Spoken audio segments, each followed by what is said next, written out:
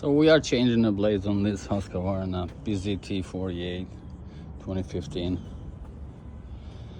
Oh boy, look at this. That is not a blade anymore. This is a blade. Not only has lost the length to it, but I mean it's about ½ inch on each side. It's gone. Forget about the edges, no edge on these. So we are replacing it with a stance part 355291. They're 17 inch 5/8 hole in the middle, and